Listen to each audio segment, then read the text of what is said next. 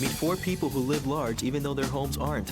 A little DC artist loft that's gone traditional. A New England-style home in San Francisco. A small New York apartment full of big ideas. And a tiny Austin duplex that's the epitome of minimal. That's next.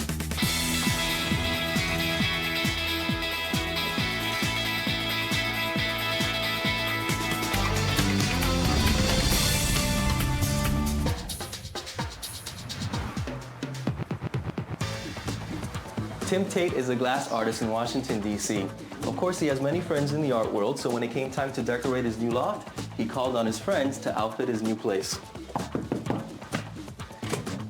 Hey there. Hello, Tim. How are you? Good, buddy. Come on in. Tim's 900 square foot loft combines a bright open living room with a dark and cozy bedroom and a dramatic bath. I love your windows. My thanks. Yeah, a lot of light. And there's so much to look at as well. You have photographs and sculptures, I see. I had a lot of friends who are artists, and they all contribute to making this space great. Tim's living room is filled with his own art and pieces he's traded for. When you first found the place, it wasn't like this, I'm super sure. Nothing like this. It was a white room. Okay. So when I came in, it looked half the size that it does now, because there was nowhere for your eye to light on. So it was just this little tiny white box of a room. It's a modern building, tall ceilings, tall windows, yet you totally take it in a different direction with your furniture style. A lot of people, when they got the loft, went super modern because the word loft made everybody want to put minimal in it. Exactly. But I'm not a very minimal person because I have, a lot of artworks.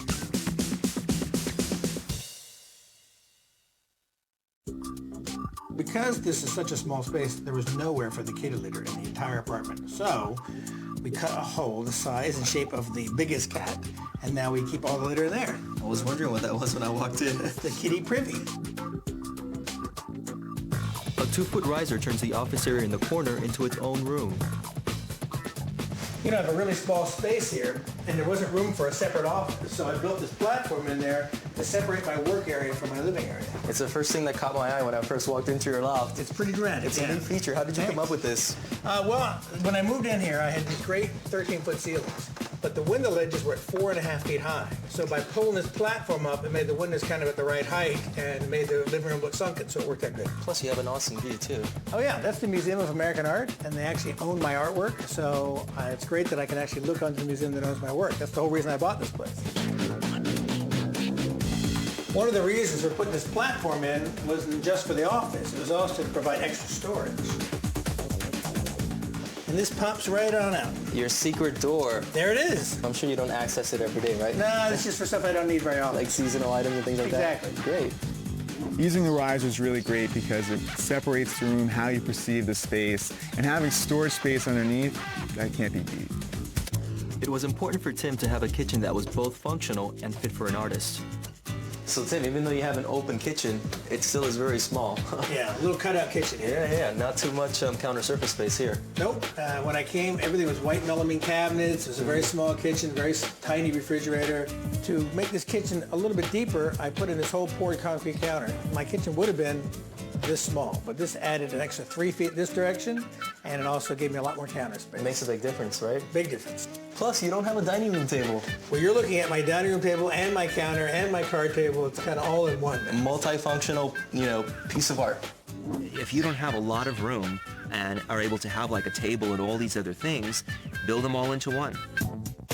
I know your cabinets did not come like this, right? They did not come like this. These are the doors of 100 monkeys. So how did you achieve this? Well, I had white melamine cabinets, and I took my jigsaw, routed out the center of them, cast each of these glass panels, and then siliconed them right inside. I gotta ask, why monkeys though? I used to have a pet monkey when I was a kid named Pepe, and so this is an homage to Pepe.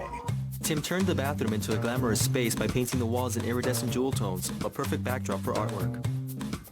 So Tim, everywhere you look, there's artwork, even in your bathroom. For sure. This is beautiful. Yeah, I don't like long mirrors because they make me feel like I'm in a motel. So we cast a piece of glass down below, just kind of give a nice soft feel, and then added the glass shelf across there. This is your own personal work, correct? Correct. So it's a one-of-a-kind, custom-made piece. It definitely is. I love that piece of glass that he put in there. It takes his bathroom from sort of being ho-hum to spectacular. Plus, when you splatter toothpaste on your mirror, it always goes right there. You'll never see it. The bedroom makes a huge statement with both color and scale. Now you have A lot of furniture in here. Yes. You know, I gotta say this. A lot of furniture when you first walked in, and it's oversized.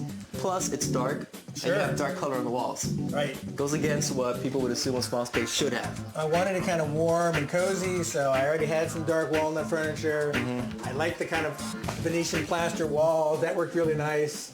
And then the brick wall. And this, Yeah, that's pretty cool. surprise. This is vacuum form white plastic when they first put it up, and I thought, oh my God, what have they done? But then they painted this, and it looked exactly like brick.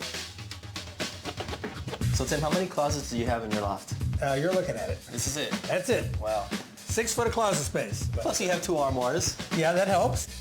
And having a 16-inch high bed is very helpful because there's lots of storage underneath as well. I think you need some baskets because I see all your shoes down here. Yeah, well, it's a little disorganized. Shoe closet down here, folks. If you have a high bed, you can keep all your shoes underneath of it. So It works that works really great. That works good for that. You know, the favorite thing about this place to me is that it's not just that it's this urban, bohemian, cool spot, but that all of my friends here interacted with me to make this space as beautiful as it is. And all this artwork was traded, all the paint was traded, so when I walk into my space, I'm reminded about how great my friends are. That's what I like about the space. Coming up, a San Francisco home that makes up in height what it lacks in size, and a small New York apartment with lots of tricks up its sleeve.